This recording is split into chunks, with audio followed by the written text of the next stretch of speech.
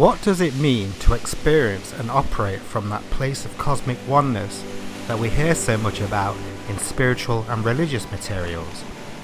That ultimate point of observation to your subjective portion of all that is, which resides at that quantum level of self, the very core of existence, connecting everything vibrationally to its more denser manifestations. That space of potent, infinite probabilities beyond the land of idea constructs and even our human biochemistry processes, with more hopeful and abundant timeline track alignments to your true future's highest destiny.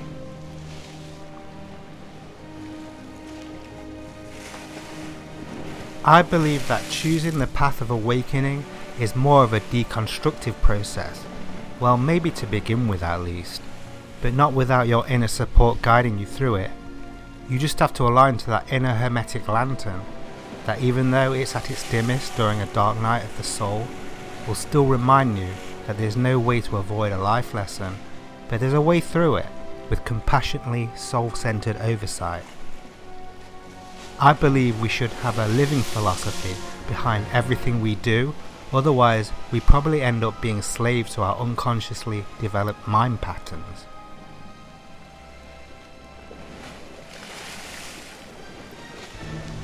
It's alright to know about the forces that are trying to keep us in Nodiland, but to know and be awake to our own power as a sovereign being, at one with Source, is as equally, if not more important.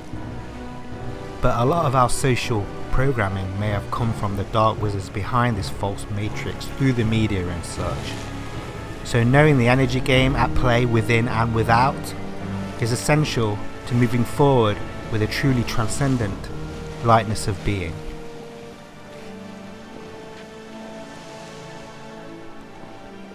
But what we didn't realize as our golden soul traveling selves was that we were already born into troubled waters, a psychic minefield, so to speak.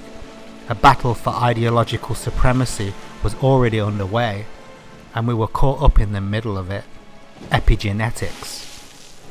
Not connecting with one another through our prejudice-free heart spaces, but under an institutionalized banner, an ism of sorts, keeping our minds divided, looking at each other and especially strangers, the other, with suspicious discrimination and contempt. All based on not being in sync with our holistic instincts, because we reside predominantly in our own heads, filtering life with generalizing preconceived ideas and closed-minded assumptions. Fear of not wanting to rock the boat of our comfort zones for greater change, due to operating at that level of the survival-based ego, and to thrive in this hidden hierarchical class system structure, you need to climb the ladder of status, compromising an authentic expression of yourself for popularity and officialdom notoriety. So who's trying to lasso you into a school of thought that isn't about the evolution of consciousness for humanity as a whole?